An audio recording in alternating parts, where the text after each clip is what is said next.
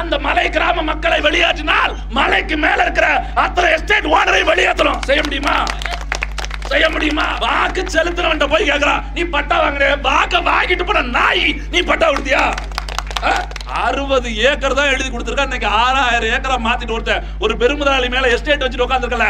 நல்ல ஆம்பளை வனத்துறை இந்திய அரசு அவன்கிட்ட போய் நீட்டு பார்ப்போம், நாக்க கத்தரிச்சிருவான். நாடா இந்த அரசாங்கத்தில் நீ நடத்துறதுக்கு நாண்டுகிட்டு செத்துக்கிட்டு போயிடலாம். இதுக்கு எதுக்கு அரசாங்கம்? அதுக்கு எதுக்கு முதலமைச்சர்? அதுக்கு எதுக்கு ஒரு அதிகாரி? அதுக்கு எதுக்குடா வனத்துறை? இந்த பாருங்க, 2 நாளா ஒரு நாடகம் போயிட்டு இருக்காங்க. எது? அஸ்வினி அப்படிங்கக்கூடிய ஊசி பாசி வைக்கிற ஒரு பெண்ணு திடீர்னு வைரல் ஆயிருச்சு. என்னங்காட்டின்னு கேட்டா, ஒரு கோயிலுக்குள்ள போய் சாப்பாட்டுக்கு இவங்க தான் அன்னதானம் போடுறாங்க, 12 மணிக்கு சோறு போடுவோம்னாங்க.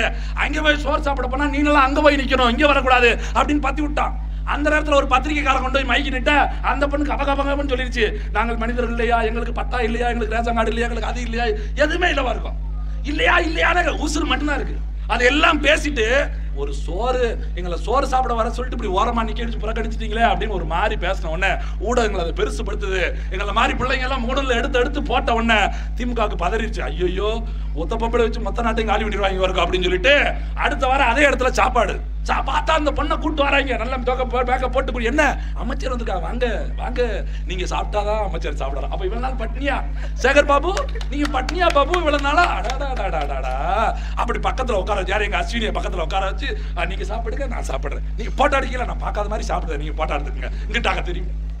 அடுத்த 2 நாள் கழிச்சு ஜெய்பீம்னு ஒரு படம் வந்துருச்சு. அதுவும் அதே கதையை பேசு. ஐயோ என்னடா இவங்க திருப்பி வர இதுலயே வந்துட்டாங்களா? அவன் சொல்லல, இதமா நீங்க இங்கே வந்துட்டீங்களா அப்படி கேட்கிற மாதிரி உடனே இவர் பாக்காரு. டேய் அமைச்சர் போனதை கூட மதிக்கல, அப்ப முதலமைச்சர் வேற படத்தை போட்டு காட்டுங்க, ரொம்ப சிறந்த படம், இந்த மக்களுக்கான படம். டேய் உங்க ஆட்சியில் நடந்ததாண்டா அது. அவரு சினிமாக்காரர் பாவம், ஏதோ ஒரு படத்தை எழுதுவோம், திமுக எம்பி அதிமுக எம்பின்னு சொல்லிட்டா படத்தை விட மாட்டாங்க. அதனால அரசை பத்தி பேசாம அதிகார பத்தி பேசிட்டு முடிச்சுட்டாங்க. அதுல ஒரு இடத்துல சொல்லுவாரு பாருங்க, ஒரு உயர் காவல்துறை டிஜிபி ஒருத்தர் இருப்பார், ஜெயகணேசன் இருப்பாரு, அந்த ஜெயபிரகாஷ் அவர் ஒருத்தர் சொல்லுவாரு, அதிகாரி அந்த மேல எம்எல்ஏ எம்பியோட பிரஷர் தாங்க முடியல, அரசியல்வாதியோட பிரஷர் தாங்க முடியல அப்படிப்பாரு. அந்த பிரஷர் கொடுத்தவங்களே இவங்க தான், அந்த நேரத்துல பிரஷர் கொடுத்தவங்களே இவங்க தான். அண்ணா சூர்யா படத்துல சொல்லுவார் பாருங்க, ஒரு காட்சியில நாம் ஒன்றும் இல்லாமல் எந்த ஒரு ஆதாரம் இல்லாம நாம ஒரு மனுவை தாக்கல் பண்ண போறோங்க. அது அந்த நம்மளை அடிச்சு கொன்ன இல்ல நம்ம எதிர்க்கிற காவல்துறை அதிகாரத்தை இல்ல, ஒட்டுமொத்த அதிகாரத்தை எதிர்த்து. அப்படின்னா என்ன அர்த்தம்? இந்த அதிமுக திமுகவை எதிர்த்து. இவங்க அந்த படத்தை பார்த்துட்டு ரொம்ப அருமையான படம், கண்கள் கலங்கி விட்டது. அடாடா உங்களுக்கு கண்ணு இருக்கா ராஜா? இருக்குதா? கண்ணு கலங்குது. 1.5 லட்சம் பேரை ஈழத்துல கொலை செய்யற போது உங்க அப்பனுக்கு ஒரு கண்ணு இருந்திருந்தா நாம் தமிழர் கட்சிங்க பிறந்திருக்குமா? நாம் தமிழர் கட்சிங்க பிறந்திருக்குமா? யோசிச்சு பாருங்க. அன்னைக்கு ஒரு சரியில்லாத சேலையை கட்டிட்டு வந்த அஸ்வினி, அமைச்சரோ சாப்பிடும் போது சாதாரண சேலையை கட்டிட்டு வந்த அஸ்வினி, முதலமைச்சரை பார்க்கும்போது கருப்பு சோப்பு சேலையில. அதே உங்க நாடகம், அதே உங்க நாடகம் எல்லாம் அதெல்லாம் முடிச்சு ராஜா. நாம் தமிழர் வந்துருச்சு, இந்த நாடகம் எல்லாம் இனிமே செல்லாது. நீ என்னதான் அடிச்சாலும் இல்ல. எங்க அண்ணன் ஆட்டுக்குட்டி அண்ணாமலை, மாநில தலைவரகம் அண்ணாமலை, அவர் நேற்று பேசுறாரு, தீபாவளிக்கு சொல்றாரு, பெட்ரோல் டீசல் விலையை 5 ரூபாய் குறைத்து விட்டார், கலால் வரியை, மத்திய கலால் வரியை 5 ரூபாய் குறைத்து விட்டார் பாரத பிரதமர் அவர்கள், நரேந்திர மோடி அவர்கள். அவரின் படத்தை வைத்து நீங்கள் தீபாவளி என்று பூஜை போட வேண்டும். தலைவரை நாங்க தயாரு, எங்க பழக்கம் கும்பிடுறது பழக்கம் தாங்க. யாரை கும்பிடுவோம்? செத்தவன் தான் கும்பிடுறோம். இருக்கவனை கும்பிடுறது கூழ கும்பிடு, அது நீ போடு, நான் போட முடியாது.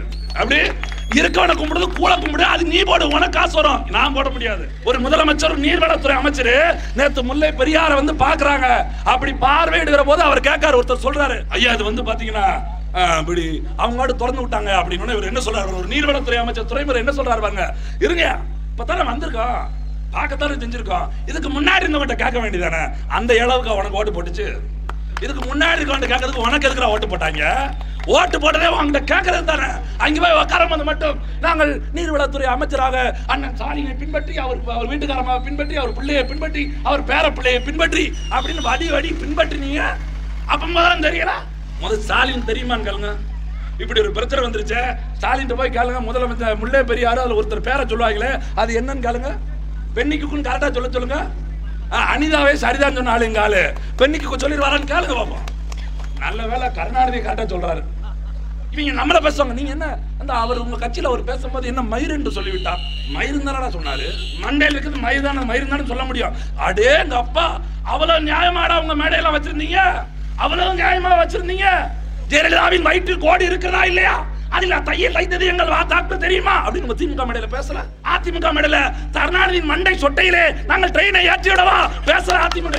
அதெல்லாம் கேட்க வந்திருக்கோம். எங்க அப்பன் திமுக, என் சித்தப்பா அதிமுக. வரலாறு படிச்சுட்டு வந்திருக்கோம். வரலாறு படிக்காத ஒரு இனம் வரலாற்றை படைக்க முடியாது. வரலாற்றை படி, வரலாற்றை படை, வரலாறாக வாழ்ந்து காட்டுன்னு சொல்ல என் தேசிய தலைவன் அவன் வழி வந்தவள் எல்லாம் கரைச்சு தான் முடிச்சு வந்திருக்கான். எவனாலும் வரலாம், எவனாலும் எல்லாத்துக்கும் பதில் இருக்கு. ஆனா நாங்க கேட்கிற கேள்விக்கு உங்கள்கிட்ட பதில் இருக்கா? உங்களுக்கு ஒரு சந்தேகம் வரலாம். ஆளுங்கட்சி திமுக, ஆளுங்கட்சி திமுக. பொதுவா ஆளுங்கட்சி எதிர்த்து எந்த கட்சி போராடும்? எதிர்கட்சி போராடும். அப்ப எதிர்கட்சி எந்த கட்சி? என்ன காரணம்னா இந்நேரம் அதிமுக தான் போராடி இருக்கணும். ஏன்னா சென்ற முறை ஆளுங்கட்சி உங்கள் மாவட்டத்தில் சார்ந்த பெருமகன் ஐயா ஓபிஎஸ் அவர்கள் துணை முதலமைச்சராக இருந்திருக்கிறார். அவருடைய சொந்த மகன் இந்த முறை இந்த மாவட்டத்திலிருந்து, இந்த தொகுதியிலிருந்து தேர்ந்தெடுக்கப்பட்ட பாராளுமன்ற உறுப்பினராக இருக்கிறார்.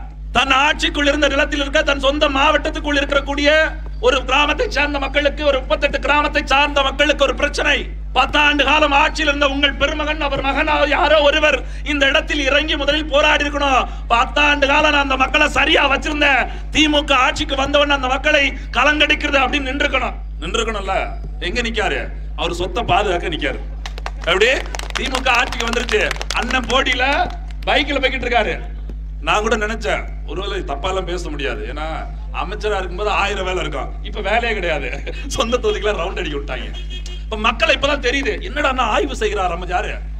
அமைச்சரா இருக்கும்போது ஆய்வு பண்ண வேண்டிய ஆளு அண்ணாடங்காட்சி ஆயிட்டாரு. இப்ப எம்எல்ஏ தூக்கி போட்டாங்களா, ஆட்சியில அதிகாரம் இல்ல, ஒண்ணு இல்ல. ஏற்கனவே கட்சியை பேருக்கான்னு தெரியல, அவன் அங்கங்க ஜெயலலிதா மாதிரியே இருந்தாங்க கொஞ்ச நாள். 10 ஆண்டு காலம் எப்ப அம்மா ஜெயலலிதா செத்துச்சோ, ஒரு ஜெயலலிதா செத்துச்சுங்க, நம்மால 40 ஜெயலலிதா பிறந்தாங்க. ஒரு மாவட்டத்துக்கு ஒரு ஜெயலலிதா வந்துட்டாங்க. 4 பேருக்கு போஸ்ட் அடிக்காங்க, மீசையை திருவுறாங்க. அந்த அம்மா இருக்கிற வரைக்கும் அரண்டவசரம் தாண்டி ஒண்ணு இல்ல. மண்டைய மாட்ட முடியல, பிளக்ஸ்ல மண்டைய மாட்ட முடியல. உன் மண்டை தெரிஞ்சுதான் பொறுப்பு கிடையாதுன்னுச்சு. பிளக்ஸ்ல என்ன தவிர ஒரு ஆள் ஆம்பளை தானே, அதெல்லாம் வீட்டுல வச்சுக்கணும், ஏன்ட்ட வச்சு கூடாதுன்னு. வெளியில வந்து மீசையை திருப்பாங்க, ஜெயலலிதா போய் திருப்பி சொல்லுங்க மண்டிட்டுரும். அப்படியே குப்பர் அடிக்க படுத்து அந்த அம்மாட்ட அப்படி இருந்தாங்க. அந்த அம்மா இறந்த உடனே ஆளாளுக்கு ராஜ வம்சத்துல பிறந்த இளவரசர் மாதிரி அப்படியே முடி சுண்டி பட்டம் சுட்டி அப்படியே மாமன்னரே வருக, மக்களாட்சியை தருக, அப்படி இப்படின்னு போனாங்க. இப்ப எதிர்கட்சி தோத்துருச்சு, கட்சி தோத்துருச்சு, ஆளுங்கட்சி மாறிடுச்சு. மக்களுக்காக நிக்க வேண்டிய எதிர்கட்சி எங்க போச்சு? வீட்டுக்குள்ள மடங்கி போச்சு. அப்ப யாரு களத்துல நிக்கிறா? இந்த மண்ணுக்கும் மக்களுக்குமாக ஆளுங்கட்சி எந்த தப்ப செஞ்சாலும் அதை தட்டி கேட்கிற இடத்துல கூடிய எதிர்கட்சியா இன்னைக்கு நிக்கிற ஒரே கட்சி நாம் தமிழர் கட்சி மட்டும்தான். நான் விளையாட்டுக்கு சொல்லல, இன்னைக்கு இந்த 38 கிராம மக்களுக்காக மட்டுமாக சொல்லல. இன்னும் வரக்கூடிய 14ஆம் தேதி, இன்று அந்த மாதம் 14ஆம் தேதி முல்லை பெரியாறு அணையை பாதுகாப்பதற்காக தேனி பங்களாமேட்ல முல்லை பெரியாறு அணையை மீட்பதற்காக எங்க அண்ணன் சொந்தமன் சீமான் தலைமையில நாம் தமிழர் கட்சி ஒரு மிகப்பெரிய போராட்டத்தை தொடங்குகிறோம். ஒரு 10 நாளைக்கு முன்னாடி கன்னியாகுமரியில மேற்கு தொடர்ச்சி மலத்தில் இருக்கக்கூடிய மலை வளத்தை அழிப்பதற்காக, அங்க கேரளாவில் இருக்கக்கூடிய அங்க அதானி துறைமுகத்திற்கு அந்த மலைகளை நாம் வைத்து கொண்டு வர குமரி வளங்களை திருடுறார் என்பதை தடுப்பதற்காக அங்கே நின்று போராடிய ஒரே கட்சி நாம் தமிழர் கட்சி மட்டும்தான். இந்த நவம்பர் 1 தமிழ்நாடு நாள் விழா நாம் தமிழர் கட்சி நடத்தி இருக்குது. தொடர்ச்சியா களத்தில் நின்றுட்டே இருக்கிறோம். ஏன்? மக்கள் ஓட்டு போட்டாங்க, ஓட்டு போடல, ஓட்டு விழுந்துச்சு, கொஞ்சம் ஜெயிச்சோம், இல்ல கம்மியானோ, கொஞ்சம் கூடுச்சு, அதெல்லாம் 2ஆம் பட்சம். வெற்றி தோல்வி வீரனுக்கு அழகு இல்லைங்க, போட்டிடுறோம் பாருங்க, அந்த பந்தயத்துல கலந்துக்கிறான் பாருங்க, அங்கதான் வீரனோட திறமையே இருக்குது. ஜெயலலிதா இருக்கும் போதே, கருணாநிதி இருக்கும் போதே தனித்து போட்டியிட முடியும்னு அறிவிச்சு களத்துல ஒரே கட்சி நாம் தமிழர் கட்சி மட்டும்தான். இப்ப வரைக்கும் சொல்றாரு எங்க அண்ணன், எவனோட கூட்டணி. நிறைய பேர் கேக்குறாங்க, இப்படியே போறதுக்கு ஏதாவது ஒரு கட்சி எடுத்து ஒரு 4 பேர் ஜெயிச்சா நல்லா இருக்குமியா? உங்க அண்ணன் சீமா மட்டுமா அது உள்ள போயிட்டு இவங்க எல்லாம் மேஜை தட்டிட்டு இருக்க, பக்கத்துல இருந்து வாய் பார்த்துட்டு இருக்கவா? எப்படி இவங்களுடையாவது கூட்டணி வச்சு 4 சீட்டு வாங்கி 4 சீட்டு ஜெயிச்சு உள்ள போய் உட்காந்து நாங்க குரல் எடுக்க எந்திப்பாங்க. சீட்டுக்கு கொடுத்தா பாருங்க பக்கத்துல கூட்டணி, தம்பி அவசரப்படாதீங்க, உட்காருங்க, நம்மளால உட்காருங்க, நமக்கு அவங்க ஓட்டு போட்டுருக்காங்க, நமக்கு அவங்க கொடுத்துருக்காங்க சொல்லுவானா சொல்ல மாட்டானா? முதல்ல கூட்டணி எப்படி வைக்க முடியும்? ஒரு கட்சியோட இன்னொரு கட்சி கூட்டணிங்க, நீங்க யோசிச்சு பாருங்க. அந்த கட்சியின் கொள்கையும் இந்த கட்சியின் கொள்கையும் ஒன்னா போகுது, கூட்டணி வைக்கிறானா? எங்க அண்ணன் கேட்கிறாரு, உன் கட்சி கொள்கையும் அவங்க கட்சி கொள்கையும் ஒன்னா இருக்குது, நீ கூட்டணி வைக்கிறதுக்கு உங்க கட்சியை கழிச்சுட்டு அவங்க கட்சியில் வச்சு அந்த ஒரே கட்சியா இருந்துட வேண்டியதானே, எதுக்குடா கூட்டணின்னு கேட்கறான். எவனாவது பதில் சொல்லுங்க. இந்த ஊர்ல மேடை போட்டு யாராவது பேசுறாங்கன்னா எந்த கட்சியா அது? திமுக எத்தனை பேர் கூட்டணி? எண்ண முடியாது. எப்படி எங்க அண்ணன் பேசுன மாதிரி கருணாநிதிக்கு எத்தனை எண்ண முடியாதோ அவங்க கட்சிக்கு கூட்டணி எத்தனை எண்ண முடியாது. அது வாட்டி டிக்கெட் மாதிரி வரிசையா நிக்குது. அவர் ஒரு சீட்டு, இவர் 2 சீட்டு, 4 சீட்டு, 10 சீட்டு. அதனாலதான் எண்ண முடியாம இருக்கு போய் தான் எங்க ஐயா ஸ்டாலினுக்கு எண்ணிக்கிறது இல்ல. 89 + 7 107 என்று கிடக்கிறார் எதிர்கட்சியா இருக்கும் போது. அப்படி கூட்டணி எவ்வளவு என்று தெரியாத அளவுக்கு ஆட்களை நிறுத்திக் கொண்டு தேர்தல் நிக்கிறாங்க. அதிமுக 4-5 கட்சி கூட்டணி வச்சிட்டு இருக்கு. காரணம் என்ன? கொள்கை இல்ல. ஆள்கிற போது மக்களுக்கு என்ன தேவைன்னு தெரியல. ஆண்டு ஆட்சியில இருந்து இறங்கின அப்புறமோ மக்களுக்கு என்ன தேவைன்னு தெரியல. நீங்க யோசிச்சு பாருங்க. ஒரு கிராமத்தில் வாழ்ந்த மக்கள், சொந்த நிலத்தில் வாழ்ந்த மக்கள் அந்த நிலத்தை பண்படுத்தி, அந்த நிலத்தை உழுது, அந்த நிலத்தில இயற்கை உரங்களை உண்டாக்கி, அந்த நிலத்துல பயிர் வகை செய்து, அந்த நிலத்துல மரங்களை வளர்த்து, அதையே வாழ்வாதாரமாக மாற்றி, அதையே முதலீடாக மாற்றி, தொழில் வளமாக மாற்றி அந்த நிலத்தை மாற்றி இருக்கிறான். அப்படிப்பட்டவர்களை திடீர்னு அந்த இடத்தை விட்டுட்டு போனா எப்படி போக முடியும்? ஒரு மரம் இருக்குங்க, ஒரு செடி இருக்குது. ஒரு செடி சும்மா ஒரு இவ்வளவு உயரம் இருக்கணும், இவ்வளவு உயரம். அந்த செடியை பிடிக்கிட்டு போய் நீங்க வேற இடத்துல வச்சீங்கன்னு வச்சுங்க, அந்த செடி வாழாது. ஏன் சொல்லுங்க? அப்படியே நீங்க பிடினால என்ன வரும்? அந்த வேரோட சேர்ந்து அந்த சொந்த நிலத்துல மண்ணு கொஞ்சம் ஒட்டிக்கிட்டே தான் இருக்கும். ஏன் தெரியுமா? சொந்த நில வாடை இல்லாமல் எங்கேயும் போய் வாழ முடியாது. ஊரு விட்டு ஊர் வேற நிறைய பேர் வந்து வாழ்றான், ஊரு விட்டு ஊர் நிறைய பேர் வந்து வாழ்றான். எவ்வளவுதான் வாழ்ந்தாலும் சொந்த ஊர் என்ன சொந்த ஊர் தான் சொல்லுவான். ஏன் தெரியுமா? அவன் மனசு முழுக்க அங்கேயே நிக்கும். 1 ரூபா இல்ல, லட்ச ரூபா இல்ல, கோடி ரூபாய் கொண்டு கோடீஸ்வரனா வாழ்ந்தாலும் சொந்த மண்ணில் வாழ்ந்தது போல் ஆகுமா? சொல்றானா இல்லையா? அவன் பிச்சைக்காரனா இருக்கா, இல்ல பரதேசியா இருக்கான், பஞ்சம் பராரியா இருக்கான், அவனுக்கு அன்னாடம் காட்சியா இருந்தாலும் கூட தன் வாழ்வு இதனால் நிறைவேறுது அப்படின்னா சொந்த நிலத்தில் வாழ்கிற போது அவனுக்கு அந்த மகிழ்ச்சி அடையுது. அப்படி சாதாரண ஒரு ஊர்ல பிறந்து வாழ்ந்தவனுக்கு அப்படி இருக்குன்னா, ஒரு நிலத்தை உண்டாக்கி பண்படுத்தி வளப்படுத்தி அந்த ஊரையே உருவாக்கி 38 கிராமத்தை உருவாக்கி இது ஏன் ஊருன்னு வந்து நிக்கிற ஒருத்தனை திடீர்னு வெளியே போன்னு சொன்னா அது எப்படி இருக்குன்னு யோசித்து பாருங்களேன். ஏன் வனத்துறை முதன்முறையாக கொடுக்கிற போது அந்த நிலத்தை பற்றி அக்கறை இல்லையா? அந்த நிலத்தை இந்த விவசாயிகள் பண்படுத்தி வளப்படுத்துகிற போது அந்த நிலத்தை பற்றி அக்கறை இல்லையா? ஏன் பட்டா வாங்கல ஒரு வார்த்தை நான் கேட்கிறேன். இல்ல, இந்த சாதாரண பாமர விவசாயிகளுக்கு பட்டாவை பற்றி அக்கறை இருக்குது இல்ல? ஏன் சொல்லுங்க?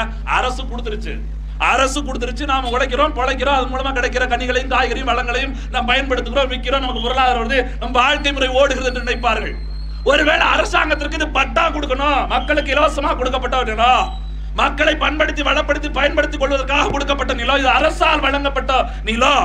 அந்த அரசால் வழங்கப்பட்ட நிலத்துக்கு பட்டா கொடுக்க வேண்டும் என்கிற அக்கறை அரசுக்கு இருக்கணுமா, பாமரனுக்கு இருக்கணுமா? யோசிச்சு பாருங்க. வாக்கு செலுத்துறவன் போய் கேக்குறான், நீ பட்டா வாங்குற, வாக்க வாங்கிட்டு போன நாய், நீ பட்டா கொடுத்தியா? வாக்கு செலுத்தியவனத்தில் கேள்வி கேட்க நீ, வாக்கு வாங்குற நீ பட்டா கொடுத்துக்கணுமா வேண்டாமா? உன்னிடத்துல அதிகாரம் இருக்கிறது, உன்னிடத்தில் தான் அதிகாரம் இருக்கிற. வருவாய்த்துறை அதிகாரிகள் எதுக்கு இருக்கிறாங்க? வருவாய்த்துறை தாசில்தார் இருக்கிறாரு, துணை தாசில்தார் இருக்கிறாங்க, கிராம நிர்வாகிகள் விஏஓ இருக்கிறாங்கல்ல, ஒவ்வொரு ஊர்லயும் தலையாரி உட்கார்ந்துட்டு இருக்காங்கல்ல. எந்த இடம் யாருக்கு பட்டா இருக்கு, யாருக்கு பட்டா இல்ல, எது புறம்போக்கு, எவன் எதை வளைச்சு போட்டுறா எல்லாமே தெரியுமா? இல்ல எங்க பெரிய ஐயா சொன்னார்ல, 60 ஏக்கர் தான் எழுதி கொடுத்துருக்கா. இன்னைக்கு 6000 ஏக்கரை மாத்திட்டு ஒருத்தன் ஒரு பெருமுதலாளி மேல எஸ்டேட் வச்சுட்டு உட்கார்ந்துருக்கல. நல்ல ஆம்பளை வனத்துறை இந்திய அரசு அவன்கிட்ட போய் நீட்டு பார்ப்போம்னாக்க கத்தரிச்சிருவான். அங்க போன தெரியல, நம்மால கும்பிடு அதிமுகவோட கூட இருக்கும். அவங்கள போய் பார்த்தோன்னு கும்பிடாங்க. தீபாவளி ஏன்னா வேற வாங்கியிருப்பான், இப்ப போன விளக்க மாத்திட்டே அடிப்பான். நாம பேசுறோம்னு உறுத்திக்கிட்டு இங்க இருக்க அதிகாரிகள் அங்க போய் நினைச்சுங்க, முதவி போன வாரம் முதவி பல்ல காட்டிட்டு வந்த முதவி தானே மூஞ்சில எத்துவான். ஏன்னா வருஷம் எனக்கு தீபாவளி வரும், பொங்கல் வரும், நல்ல நாள் வரும், கெட்ட நாள் வரும், எல்லாத்துக்கும் அவன்கிட்ட தான் போய் வாங்கி வைக்கணும். ஏன்னா உழைக்கிறது இல்ல. அதிகாரிகள் நீங்க சிந்திச்சு பார்க்கணும். ஆட்சியாளர்கள் சொன்னாலும் கூட, ஆட்சியாளர் 5 வருஷங்க, எம்எல்ஏக்கு 5 வருஷம் தான் பதவி, அமைச்சருக்கு 5 வருஷம் தான் பதவி, அதிகாரிக்கு 50 வருஷம். ஒரு அதிகாரிக்கு 50 வருஷம். ஒரு ஆட்சியாளர் நினைத்தால் கூட நல்ல ஆட்சி தர முடியாது. ஒரு அரசு அதிகாரி நினைத்தால் இந்த நாட்டை பொன்னாராக மாற்ற முடியும். அப்ப அதிகாரிங்க சரியா இருக்கனா கேட்டாங்கடி எம்எல்ஏ செய்ய விட மாட்டேங்காரு, அமைச்சர் செய்ய விட மாட்டேங்காரு. இன்னும் படிச்சு கழிச்சா வந்து உட்காந்து எம்எல்ஏ எம்பியா, 3ஆவது படிச்சவன் 4ஆவது படிச்சவன் இன்னைக்கு பள்ளி கழித்துறை அமைச்சரா உட்காந்துட்டு இருக்கிறான். காவல்துறையில வேலை பார்க்கறவங்க, அரசு பணியில விஏஓ வேலை பார்க்கறவங்க, கலெக்டரா இருக்கவங்க இன்னும் படிக்காம வந்துட்டாங்களா? உங்களுக்கு தெரியாது. மக்களை ஏமாத்துறதுக்கு மக்களை பேசுறது அந்த அரசு, அவங்க அரசியல்வாதிகளை ஏமாத்த வேண்டியதானே? அங்க இல்ல நாங்க அதிகாரிகள், நாங்கள் அவங்களை மீறி செயல்பட. அப்ப போய் சொல்லு. சட்டம் ஒரே சட்டம், பாமரனுக்கு ஒரு சட்டம் தான், பணக்காரனுக்கு ஒரு சட்டம் தான். இங்க அரசியலமைப்பு சட்டம் இங்க பணக்காரனுக்கு தனியாகவோ பாமரனுக்கு தனியா எழுதி போடல. ஒரே சட்டம். அந்த மலை கிராம மக்களை வெளியேற்றினால் மலைக்கு மேல இருக்கிற அத்தனை எஸ்டேட் ஓனரை வெளியேற்றணும். செய்ய முடியுமா? சட்டத்தை எழுதி கூட தானா வெளியேறோம் நாங்க. நீ அந்த ஓனரை வெளியேற்று, நாங்க வெளியேற தயாரு. அவன் தனியா என்னன்னா, நம்ம இந்த மேகமலைக்கு போகும்போது, இந்த மேற்கு இருக்க பகுதிகள்லாம் போகும்போது பாத்தீங்கன்னா இது தனியார் பாதை, பொது வழி அல்லன்னு எழுதி போட்டிருக்கான். அரசாங்கம் பயன்படுத்த அத்தனை பாதையுமே தனியார் பாதைங்க. அப்ப என்ன நினைக்குது பாருங்க, ஒரு நாட்டுக்குள்ள அரசுக்கு ஒரு பாதையில போறதுக்கு அந்த கம்பெனிக்கார இடம் கொடுக்கானா, அதுக்குள்ளதான் நம்மளால பயணிக்க முடியாது. நாடா இந்த அரசாங்கத்தில் நடத்துறதுக்கு நாண்டுகிட்டு செத்துக்கிட்டு போயிடலாம். இதுக்கு எதுக்கு அரசாங்கம், அதுக்கு எதுக்கு முதலமைச்சர், அதுக்கு எதுக்கு ஒரு அதிகாரி, அதுக்கு எதுக்குடா வனத்துறை? இது அங்க போய் சேர போட்டு உக்காந்துட்டு இந்த வாரம் நம்பி சொன்ன மாதிரி பையில என்ன இருக்குன்னு பாக்குறதுக்கா? நான் தெளிவா கேட்கிறேன், வனத்துறையில் இருக்க யாராவது ஒருத்தர், வனத்துறையில் இருக்கிற யாராவது ஒருத்தர் அந்த காட்டுக்குள்ள மலை கிராம மக்கள் இல்லாம உதவி இல்லாம முழுமையா போயிட்டு தனியா போயிட்டு திரும்ப முடியுமா? நீ அதிகாரி தானே, நீ வனத்துறை அதிகாரி தானே. அந்த மலை கிராம மக்கள் உதவி இல்லாம, நான் எதுக்கு சொல்றேன்னு, நானும் மேற்கு தொடர்ச்சி மலையை சார்ந்தவன். என் பக்கம் ஊர்ல தன் செம்பவல்லி தலையன் எல்லாம் இருக்கிறேன். அங்கே மலைமுடியின மக்கள் மலைவாழ் மக்கள் வாழ்றாங்க. நம்ம ஆளு எல்லாம் வெளியில மட்டும் தான் வாய் பேச்சு, உள்ள போனா நம்ம ஆளு கை இல்லாம போக முடியாது. முன்னாடி விட்டுக்கிட்டே பின்னாடி போங்க, அடிபட்டு அவனுக்கு அடிபட்டு முடியாந்துருக்கு. மலையில என்ன கிடைக்கும், எங்க என்ன வளம் விளையும், என்ன நெல், மலைன்னா சும்மா நினைச்சிட்டு இருக்கீங்களா? மலை என்பது சாதாரணமானதில்ல உறவுகளே. மலை என்பது இயற்கை உடைத்த கொடை. அங்க எத்தனை மூலிகை இருக்குது, எத்தனை மரங்கள், அங்க இருக்கிற மரங்கள் தான் மழை பொழிவுக்கு காரணம். அந்த மலையை மொட்டை அடிக்கிறது தான் அந்த மக்களை வெளியேற்ற பாக்குறான். நாட்டுக்கு நல்லது செய்யறதுல மேற்கு தொடர்ச்சி மலையில கன்னியாகுமரி எல்லாம் பண்ணிட்டு இருக்காங்க. யோசிச்சு பாருங்க, இது மேற்கு தொடர்ச்சி மலையோட தொடர்ச்சி. மேற்கு தொடர்ச்சி மலையோட தொடக்கமா இருக்கிற கன்னியாகுமரியில கேரளாவில் அதானி, இந்த பிஜேபி இருக்கா பாருங்க, மோடி 56 இன்ச் மார்பு, 56 இன்ச் மார்பு வச்சுக்கிட்டு 5.5 வருஷம் கழிச்சு 5 ரூபா குறைக்க முடியுது மூதேவிக்கு பெட்ரோல் விலைய. 7 வருஷமா பாரத பிரதமரா இருந்துக்கிட்டு என்கிட்ட 50 அந்த டேப்பு கொண்டு வந்து செருப்பு கொண்டு அடிக்கணும். அந்த டேப்பை தான் தேடிக்கிட்டு இருக்க. நம்மகிட்ட இன்ச் இருக்கு, நம்மகிட்ட மார்பு இருக்கு, இங்க வர மாட்டுக்கா, அங்கே போய் நின்றாரு அப்படின்னு தேடிக்கிட்டு இருக்க. 7 வருஷம் பாரத பிரதமரா இருந்தவருக்கு 5 ரூபாய். இதுல எங்க அண்ணன் ஆட்டுக்குட்டி அண்ணாமலை, மாநில தலைவர் அண்ணாமலை, அவர் நேற்று பேசுறாரு. ஆமா, அது ஒரு தப்பு இல்லை. நம்ம மனநலம் பாதித்தவர்களை பெரிதாக வாழ்த்துக்கிறோம், அவர்களை வரவேற்கிறோம், அவர்களுக்கு தனி இல்லம் வைக்கிறோம், அவர்களை பாதுகாக்கிறோம். அதனால ஒண்ணு அதெல்லாம் ஒன்றும் தப்பு கிடையாது. இப்ப என்னன்னா, தீபாவளிக்கு சொல்றாரு, பெட்ரோல் டீசல் விலையை 5 ரூபாய் குறைத்து விட்டார். கலால் வரியை, மத்திய கலால் வரியை 5 ரூபாய் குறைத்து விட்டார் பாரத பிரதமர் அவர்கள், நரேந்திர மோடி அவர்கள். அவரின் படத்தை வைத்து நீங்கள் தீபாவளி என்று பூஜை போட வேண்டும். தலைவரை நாங்க தயாரு, நாங்க தயாரு. நாங்க செத்தவன் படத்தெல்லாம் வச்சு மாலை போட்டு கும்பிடுறதுக்கு நாங்க தயாரு. உங்க ஆளு எப்ப தயாரு? எங்க பழக்கம் கும்பிடுறது பழக்கம் தாங்க. யாரை கும்பிடுவோம்? செத்தவன் தான் கும்பிடுறோம். இருக்கவனை கும்பிடுறது கூழ கும்பிடு, அது நீ போடு, நான் போட முடியாது. அப்படி இருக்கவனை கும்பிடுறது கூழ கும்பிடு, அது நீ போடு, உனக்கு காசு வரும், நான் போட முடியாது. இதுல 5 ரூபா குறைச்சதுக்கு எதுக்கு 5 ரூபா குறைச்சிருக்கீங்க? தேர்தலில் ஜெயிச்சு 1.5 வருஷம் ஆகி போச்சு, அது நாள் முடிஞ்சிருச்சு. அப்பெல்லாம் குறைக்காது, நீங்க இப்ப எது குறைச்சிங்க? இப்ப இடைத்தேர்தல 4-5 மாநிலத்தில் செம்மாட்டி மூஞ்சி மேலே விழுந்துருச்சு செருப்பு காலு, போற இடமெல்லாம் தோல்வி விழுந்துகிட்டே இருக்கு. அப்ப 5 ரூபா குறைஞ்சிருச்சு. இப்ப என்ன தேவைப்படுது தெரியுமா? இந்த தோல்விக்கே 5 ரூபா குறையும்னா நாடு முழுக்க தோத்தா பெட்ரோல் டீசல் மொத்தமா குறைஞ்சிரும். நம்ம அதை தான் கொடுக்க வேண்டியிருக்கு. பாரதிய ஜனதா கட்சி வந்தாலே தோல்வியில அள்ளி வாரி கொடுக்க வேண்டியிருக்கு. அப்பதான் அவன் குறைக்க ஆரம்பிப்பான். நீங்க யோசிச்சு பாருங்க, இந்த பாரதிய ஜனதா கட்சி மோடியோட நண்பராக இருக்கக்கூடிய அதானி, இந்தியாவின் மிகப்பெரிய தொழிலதிபரா, மிகப்பெரிய பணக்காரராக இருக்கக்கூடிய அதானி கேரளாவில் அங்க ஒரு துறைமுகம் கட்டுறாரு. கேரளாவில் ஒரு துறைமுகம் கட்டுறான். அந்த கேரளாவில் கட்டுற துறைமுகத்துக்கு கன்னியாகுமரி மாவட்டத்தில் இருக்கக்கூடிய மேற்கு தொடர்ச்சி மலையிலிருந்து மலைகள் எல்லாம் உடைத்து கற்களாக நொறுக்கி அங்க வண்டி ஒரு நாளைக்கு ராத்திரில 300 லோடு, எப்படி டாரஸ்ல 300 லோடு கொண்டு வரான். நான் காட்டி வெறும் எண்ணதான் சொல்றேன். எண்ணாதெல்லாம் எவ்வளவோ 7 நாளைக்கு முன்னாடி நினைக்கிறேன், 7 நாளா 8 நாளைக்கு முன்னாடி டாரஸ் லாரி போன லாரி ஏறி ஒரு விபத்தாகி ஒரு இறந்துட்டாரு குமரி மாவட்டத்தில். அந்த வழக்கை இன்னும் பதிவு செய்யல காவல்துறைங்க. ஒரு நாளைக்கு 300 லோடு இங்க இருந்து எடுத்துட்டு போறான். நான் கேட்கறது என்ன தெரியுமா? கேரளாவில் நீ கட்டுற ஆம்பளை, கேரளாவில் மழை இருக்கா இல்லையா? இந்த 56 இன்ச் மார்பு ஆம்பளை தானே, உன் கூட இருக்க ஆம்பளைக்கு தானே துறைமுகம் கட்டுற. நீ ஆம்பளை கேரளாவில் போய் நில்ல, முதலமைச்சர் போய் நில்ல, மூஞ்சி மேலே மிதிப்பானே. கேரளா மலை என் சொத்து, கேரளா நாடு, அது என்ன நாடுங்கிறா? கேரளா வந்து கடவுளின் தேசம், அங்க மலைகளை உடைக்க கூடாதுடா, போய் பேசு. தமிழ்நாட்டுக்குள்ள மலைகளை உடைப்பது சரி என்று சொல்ல எவனாவது ஒருவன், திமுக, அதிமுக, பாரதிய ஜனதா, காங்கிரஸ், போ கேரளால போய் பேசு. அது அவன் சொத்து உடைக்க கூடாதுன்னு சொல்ற, பேசு. நம்ம வந்து பேசிட்டோம்னா என்ன, நீங்க நாட்டோட வளர்ச்சியை தடுக்கிறீங்க. நான் தான் தொங்கிட்டு இருக்கேன் பாரு கயிறை கட்டி. நாட்டோட நீங்க வளர்ச்சியை தடுக்கிறீங்க, மலையை உடைக்காம எப்படி கொண்டு வர? உடனா உட, அங்க போய் உட, இங்க எதுக்கு வர்ற? ஏன் நாட்டுக்கு, ஏன் மாநிலத்திற்கு மொழிவாரி மாநிலமாக பிரிக்கப்பட்ட நாடு இந்தியா. உங்களுக்கு தெரியுமா? வரலாறு புரிஞ்சுக்குங்க. இந்தியா மொழிவாரி மாநிலமா பிரிக்கப்பட்ட மொழினா என்ன தெரியுமா? ஒருவன் பேசுகிற மொழியோடு முடிந்ததில்ல. அந்த மொழி உயிர்னா மொழியை பேசுகிற இனம் உடல், அந்த உடலும் உயிருக்குமான ஒரு நிலப்பரப்பு. அந்த நிலப்பரப்புக்கு ஒரு கலை, பண்பாடு, கலாச்சாரம், உரிமை, எல்லை எல்லாம் இருக்கு. அது இயற்கை வளம் அத்தனையும் சார்ந்தது.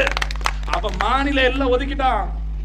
மாநில எல்லாம் ஒதுக்கிட்டா அந்த மாநிலத்திற்கு வரக்கூடிய எல்லா வளங்களும் அந்த மாநில மக்களுக்கு. நான் கேட்கிறேன், முதலமைச்சர் ஸ்டாலின் தமிழ்நாட்டுக்கு முதலமைச்சர் தானே? தமிழ்நாட்டுக்கு முதலமைச்சர். அவர் கன்னியாகுமரிக்கு முதலமைச்சர் கிடையாதா? எப்படி கன்னியாகுமரி இது வந்து கேரளாவிற்கு சொந்தம். அப்ப நீங்க கேரளா கன்னியாகுமரி முதலமைச்சர் அவங்கள போடல, கேரளா முதலமைச்சர் போட்டுருக்காங்களா? உங்க எல்லை எதுவரை இருக்கிறோ தமிழ்நாட்டு எல்லை 234 தொகுதிக்கு எங்கெல்லாம் தேர்தல் நடந்ததோ அது தமிழ்நாட்டோட எல்லை. அதில் அந்த நில எல்லைக்குள் வரக்கூடிய மணல், மண்ணு, இயற்கை, காடு வளம், கனிம வளம், காடு வளம், இங்க இருக்கக்கூடிய மலை மக்கள் எல்லோரையும் பாதுகாக்க வேண்டிய பொறுப்பு அந்த மாநில முதலமைச்சருக்கு தான் இருக்குது. அதுதான் நாங்க கேட்கிறோம். நாங்க ஒண்ணு திருடு தண்டாலாம் பேசல, இல்லாதெல்லாம் சொல்லல. உங்களுக்கு வரையறுக்கப்பட்ட அந்த உரிமைகளை நீங்க ஏன் விடுறீங்க? இந்த பாருங்க, முல்லை பெரியாறு 142 அடி தண்ணியை உயர்த்தணும் சொல்லி இப்ப 20 வருஷத்துக்கு முன்னாடி பேசினது, அதை இன்னும் ஒரு தடவை முடியல. ஒரு தடவை 142 அடியா உயர்த்தணும் சொல்லி உச்ச நீதிமன்ற தீர்ப்புங்க. ஒரு பையன் அந்த நாட்டில் ஆம்பளை முதலமைச்சர் வரைக்கும் ஒரு பையன் வரல. ஒரு தடவை செய்ய முடியல, ஒரு தடவை செய்ய முடியல. அப்படியே அவங்க வழக்கு மேல மறு போட்டு இன்னைக்கு 140க்கு 139.5 கொண்டு நிப்பாட்டா. 2 அடி கம்மி பண்ணிட்டா. அதையும் விட்டு தொட்டு தொடல. இந்த பாருங்க, போன வாரம் சினிமாக்காரன் இங்க எப்படி கொண்டாடிட்டு இருக்கோம்? சினிமாக்காரன் எப்படி கொண்டாடிட்டு இருக்கோம்? ரஜினி ஏதாவது பண்ணினாராங்க அவரை முதலமைச்சர்? ஏங்க ரஜினி எதுக்குங்க பண்ணணும்? அவர் நடிக்காத அவர் சம்பளம், இவங்க ரொம்ப நியாயம். அடே வாக்கியங்களா வாங்க, இவங்க நடிக்காத ஒரு சம்பளம் வாங்குறாரு, அவர்கிட்ட போய் நம்ம எதுக்கு ஆகணும்? அதே தான் பிருத்திவிராஜ்னு ஒரு நடிகர் இருக்கான் கேரளாவில். பிருத்திவிராஜ்னு ஒரு சூப்பர் ஸ்டார்லாம் கிடையாது, சும்மா நட்டிங் ஸ்டார். எப்படி சும்மா நட்டிங் ஸ்டார்?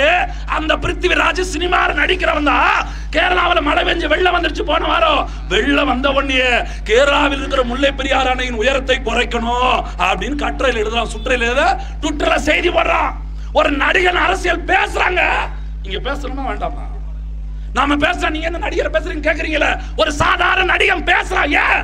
அந்த மாநில மக்களின் வரி பணம், அந்த மாநில மக்களோட பணம் அவன் போடுற டிக்கெட்ல வாங்குற பணத்தை வித்துதான் அவன் வாழ்றான். அதனால அந்த மண்ணுக்கும் மக்களுக்கும் உண்மையா நேர்மையா சோத்துல உப்பு போட்டு திங்கிறதுனால அந்த மக்களுக்கு நேர்மையா இருக்கான். இங்க உள்ளவங்க சோத்துல உப்பு போடுறானா இல்லையான்னு நம்ம தான் கேட்கணும்ல. அவன் அறிவிச்சுட்டான். ஒரு மாநிலத்தில் நீர்வளத்துறை அமைச்சர் தமிழ்நாட்டோட முதலமைச்சரையோ நீர்வளத்துறை அமைச்சரோ கேள்வி கேட்காம அதை திறந்து விடுறதுக்கு ரெடி பண்ணிட்டாங்க. இங்க நேத்து வந்தாரு யாரு? எங்க ஐயா துரைமுருகன். வட்டாட்சியர் கேட்டா வட்டாட்சியரா கொட்டாட்சியரா அப்படின்னு சொல்றவர். நான் சொல்லல, நல்லா புரிஞ்சுக்குங்க. ஒரு மாநிலத்தோட அமைச்சர் பத்திரிகையாளர் சந்திப்புல பேசுற பேச்சு, ஒரு அமைச்சர் எப்படி பதில் சொல்லி இருக்கணும்? ஒரு மாநிலத்தின் உரிமை திருவிதாங்கூர் சமஸ்தானத்தில் இருக்கிற போது முல்லை பெரியாறு அணையை 100 வருஷத்துக்கு குத்தகை கொடுத்திருக்காங்க தமிழ்நாட்டுக்கு. அதை பாதுகாக்கிற உரிமை தமிழ்நாட்டுக்கு வருவாய்த்துறைக்கு இருக்கிறது. இன்றைக்கும் சம்பள வருவாய்த்துறை தமிழ்நாட்டு வருவாய்த்துறை வழங்கப்படுகிறது. அப்படின்னா யாருக்கு உரிமை? யாருக்கு உரிமை இருக்குது? தமிழ்நாட்டு தான் உரிமை இருக்குது. ஆனா தண்ணியை தேக்கி வைக்கணும் உச்ச நீதிமன்ற தீர்ப்பு ஒரு மாநிலம் கட்டுப்பட மாட்டுக்கு. இந்த மாநில முதலமைச்சர் கேட்க மாட்டேங்காங்க. முதல் ஸ்டாலின் தெரியுமான்னு கேளுங்க. இப்படி ஒரு பிரச்சனை வந்துருச்சு, ஸ்டாலின் போய் கேளுங்க. முதலமைச்சர் முல்லை பெரியாறு அதுல ஒருத்தர் பேரை சொல்லுவாங்களே, அது என்னன்னு கேளுங்க. பெண்ணிக்குன்னு கரெக்டா சொல்லுங்க. அனிதாவே சரிதான் சொன்ன ஆளு எங்க ஆளு பெண்ணிக்கு சொல்லிடுவாரான்னு கேளுங்க பாப்போம். நல்ல வேலை கருணாநிதி கரெக்டா சொல்றாரு. அப்பா பேர் மாறிட்டு அது ஒரு பெரிய சிக்கலா இருக்கும். அம்மா பேர் மாறலாம் அவங்க வீட்டுல, ஏன்னா 2 அம்மா 3 அம்மா. அப்பா பேர் மாற முடியாது. அது ஒண்ணுதான் சரியா இருக்குது. அது வரைக்கும் ஸ்டாலினை பாராட்ட வேண்டியதான், வேற வழி இல்லை. ஏதாவது ஒரு இடத்துல கேட்டத சரியான ஒரு பதில் நீங்க யோசிச்சு பாருங்க. நாம் தமிழர் கட்சி நாங்க என்ன சொல்றோம்? இந்த மாநில மக்களோட உரிமைகளை நீங்க பின்பற்றுங்க. நான் அரசியல் விட்டு போக தயார். நாம் தமிழர் கட்சி எங்களுக்கு அரசியலே வேண்டாம். இந்த மண்ணின் மக்களின் வளத்தையும் நலத்தையும் நீங்க பாதுகாத்துட்டா நாங்க வெளியே போக தயார். இதுதானே சொல்றோம். ஏன் நீங்க பெரிய கட்சி தானே, 50 வருஷ கட்சி. உங்க அப்பாரு முதலமைச்சர், அதுக்கடுத்து உங்க அப்பாரு, அதுக்கடுத்து உங்க அப்பாரு, அதுக்கு முன்னாடி உங்க பெரியப்பா தானே. யாரு? அண்ணா பெரியப்பா தானே. ஆமா, அவங்க அண்ணா பெரியப்பா. அதுக்கப்புறம் நீங்க வந்துட்டீங்க. உங்கள்கிட்ட இருந்து பிரிஞ்சு போன உங்க சித்தப்பா எம்ஜிஆர் வேற கொஞ்ச நாள் இருந்தாரு. அவர் வேற ஒரு அம்மா விட்டு போச்சு, அது கொஞ்ச நாள் இருந்துச்சுல. இப்படி உங்க வரலாறே உட்காந்துருந்தாங்கல்ல. இவ்வளவு பேர் வந்து நல்ல ஆட்சி, நீங்க நல்ல ஆட்சி கொடுத்ததுக்கு அப்புறமும் எந்த அறிமுக தலைவனும் இல்லாம சாதாரண இந்த பிள்ளைங்க ஓட்டு கட்டு ஒரு சட்டமன்ற தேர்தல்ல 30 லட்சம் பேர் எங்களுக்கு ஓட்டு போடுறானா உங்க அரசியல் எப்படி இருக்கும் யோசிச்சு பாரு. உங்க அரசியல் எவ்வளவு கேவலமா இருந்திருக்கு. நீங்க நல்ல ஆட்சி கொடுத்திருந்தா அவங்க எங்களுக்கு எதுக்கு ஓட்டு போடுறாங்க? எங்களுக்கு எதுக்கு ஓட்டு போடுறா? ஒரு மாற்று அரசியல் வேணும் அப்படின்னு 30 லட்சம் பேர் நினைச்சிருக்கான். அப்ப 30 லட்சம் பேர் காலம் காத்து கிடந்திருக்கு.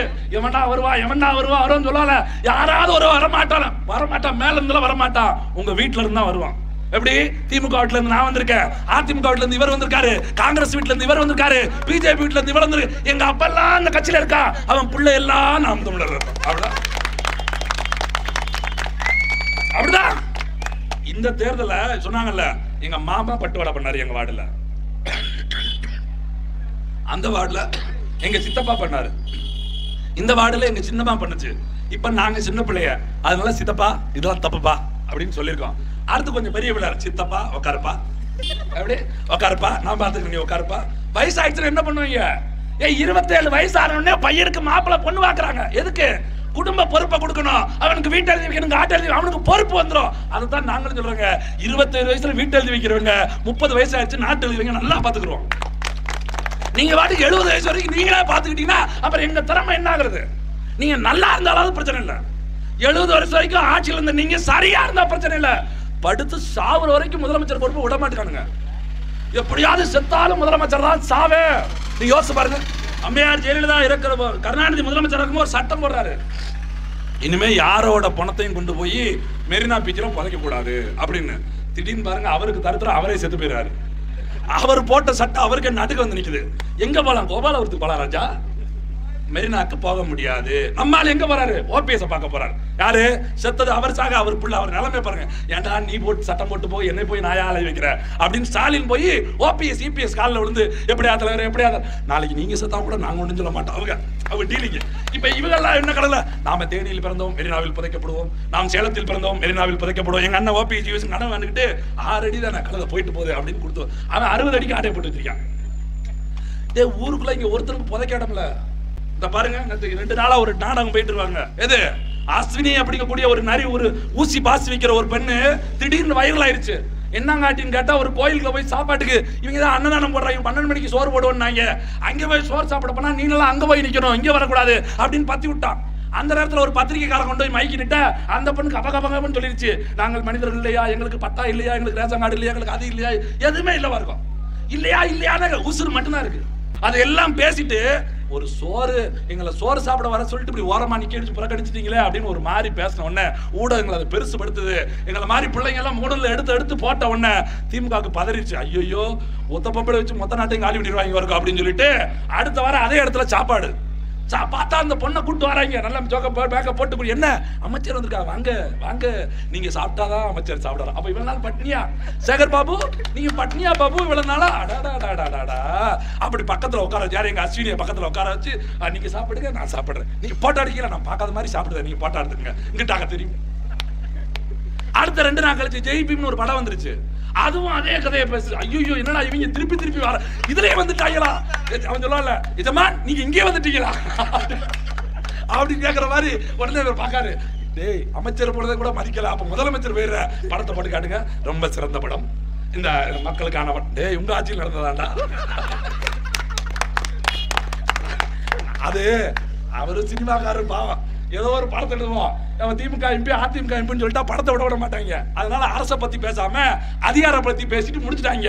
அதுல ஒரு இடத்துல சொல்லுவாரு பாருங்க, ஒரு உயர் காவல்துறை டிஜிபி ஒருத்தர் இருப்பார், ஜெயகணேசன் இருப்பாரு, அந்த ஜெயபிரகாஷ் அவர் ஒருத்தர் சொல்லுவாரு, அதிகாரி அந்த மேல எம்எல்ஏ எம்பியோட பிரஷர் தாங்க முடியல, அரசியல்வாதியோட பிரஷர் தாங்க முடியல அப்படிப்பாரு. அந்த பிரஷர் கொடுத்தவங்களே இவங்க தான், அந்த நேரத்துல பிரஷர் கொடுத்தவங்களே இவங்க தான்.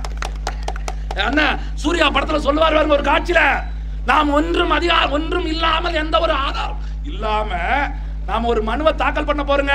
அது அந்த நம்மளை அடிச்சு கொன்ன இல்ல நம்ம எதிர்க்கிற காவல்துறை அதிகாரத்தை இல்ல, ஒட்டுமொத்த அதிகாரத்தை எதிர்த்து.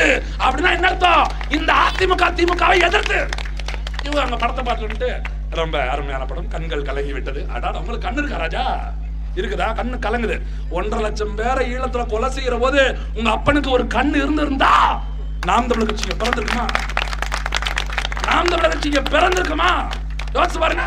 அப்படி படத்தை விட்டு பேசி முடிச்ச உடனே ஒரு விழா ரெடி பண்ணிட்டாங்க. ஏன் 35 வருஷமா அந்த பொண்ணு பட்டா இல்ல சொட்டா இல்லன்னு சொல்லிட்டு இருக்கு.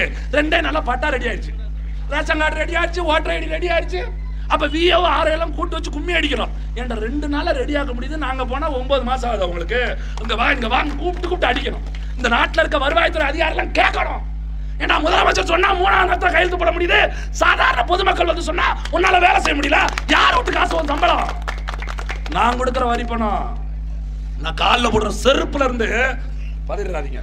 காலில் போடுற செருப்புல இருந்து தலையில இருக்க மயிருக்கு பாருங்க, மயிறு, அந்த மயத்துக்கு தக்கிற எண்ணெய் வரைக்கும் வரி ஏற்றுறேன். எனக்கு அதிகாரம் இருக்கு கேட்பேன். வீட்டுல வந்து சட்டையை பிடிச்சி கேட்பேன். என் வீட்டு பணத்துல சம்பளம் ஆகிற நாய் அப்படின்னா கேட்பேன். ஏன்னா நான் வந்து கையெழுத்து கேட்டா போட மாட்டேன். முதலமைச்சர் அங்க சொல்லி தியேட்டர்ல இருந்து பேசணும், உடனே பாருங்க இவங்க போட்டாடுது. அதே அஸ்வினி இது அன்னைக்கு ஒரு சரியில்லாத சேலையை கட்டிட்டு வந்த அஸ்வினி, அமைச்சரோ சாப்பிடும் போது சாதாரண சேலையை கட்டிட்டு வந்த அஸ்வினி, முதலமைச்சரை பார்க்கும்போது கருப்பு சிவப்பு சேலையில. அதே உங்க நாடகம், கருப்பு கருப்பு சட்டை சிவப்பு சேலை. அவங்க அந்த அக்கா பேச முடியாம நான் எந்த ட்ரெஸ் உடுத்திருக்கணும் அந்த கட்சிக்கு உயிரோட இருப்பேன். அவங்க இவன் பின்னாடி சொல்லுங்க சொல்லுங்க, நீங்க சும்மா சொல்லுங்க. அடேங்க அப்பா, அடே உங்க நாடகம் எல்லாம் அதெல்லாம் முடிஞ்சிராச்சா. நாம் தமிழர் வந்துருச்சு. இந்த நாடகம் எல்லாம் இனிமே செல்லாது. நீ என்னதான் நடிச்சாலும் சரி, நீ என்னதான் நடிச்சாலும் சரி, இப்பயும் சொல்றேன், நீ என்றைக்கு நாம் அந்த படத்தை பார்த்துவிட்டு முதலமைச்சர் ஸ்டாலின் அவர்கள் அந்த ஜெய்பீம் படத்தை பார்த்துவிட்டு கண்கள் குளமாகிவிட்டது என்று சொன்னாரோ, என்றைக்கு அந்த அஸ்வினி என்கிற அந்த பாதிக்கப்பட்ட பெண்ணை கூப்பிட்டு அந்த 37 குடும்பத்துக்கோ நீங்க நீதி கொடுத்தீங்களோ, அதே நல்ல காஞ்சிபுரம் மாவட்டத்தில் இருக்கக்கூடிய உரத்தியூர் நினைக்கிற அந்த பக்கத்துல ஒரு இடத்துல இருளர் சமூகத்தை சார்ந்த பெண் அரசு கட்டி கொடுத்த வீடு, 5 வருஷத்துக்கு முன்னாடி அரசு கட்டி கொடுத்த வீடு, அது இடிஞ்சு விழுந்து ஒரு சிறுமி செத்து போச்சு. தெரியுமா அரசாங்கத்துக்கு? ஸ்டாலின் இறங்க சொன்னாரா? வருத்தப்பட்டாரா? ஸ்டாலினுக்கு இது தெரியுமா? நான் இன்னொரு கேள்வி வைக்கிறேன். இந்த இடத்துல பொது சமூக மக்கள் நிக்கிறீங்க, உங்க இடத்துல உங்கள் மனசாட்சியை தொட்டு பாருங்க. ஒரு பேட்டியில ஒரு பொண்ணு வைரலான உடனே 2 நாள்ல ஒரு விழா எடுத்து மாநில முதலமைச்சர் அந்த இடத்துக்கு வந்து அவங்க வீட்டுக்கு போய் அவங்களுக்கு எல்லாத்தையும் கொடுக்கிற அளவுக்கு வந்து அவரு இதோ ராமநாதபுரம் மாவட்டம் புதுக்கோட்டையில இருந்து ஒரு மீன் பிடிக்க போய் மீனவர் ராஜகிரன் ஒருத்தரை சிங்கள கடற்படை சுட்டு கொண்டுச்சே, அவ வீட்டுக்கு ஸ்டாலினால போக முடிஞ்சதா? ஏன் கிட்டத்தட்ட 870 பேர் இது வரைக்கும் செத்து போயிருக்கான் மீனவன். 870 பேரு. ஒருத்தர் வீட்டுக்கு இவர் போக முடியுதா? அவன் கேட்கிறான கடல்ல தாண்டி வரான். கடல்ல எவன்டா எல்லைய போட்டது?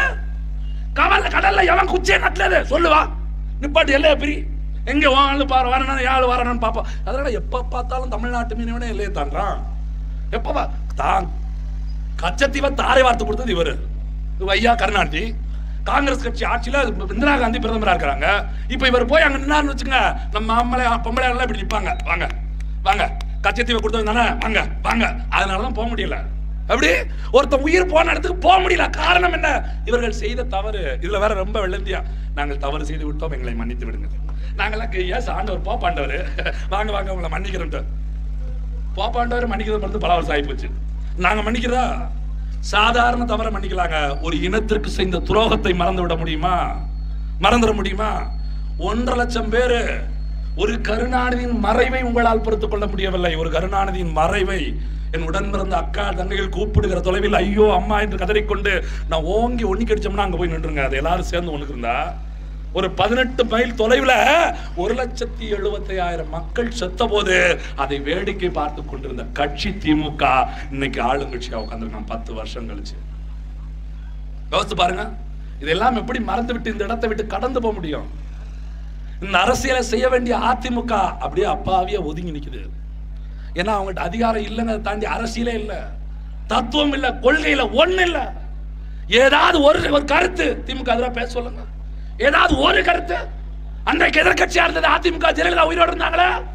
கருணாநிதி முதலமைச்சர் அங்கே போர் நடக்கு தடுக்க வேண்டிய முதலமைச்சர் தடுக்கல. அதை கேள்வி கேட்க வேண்டிய எதிர்கட்சி தலைவர் ஜெயலலிதா கேள்வி கேட்டுக்கணுமா வேண்டாமா? கேட்கலையே.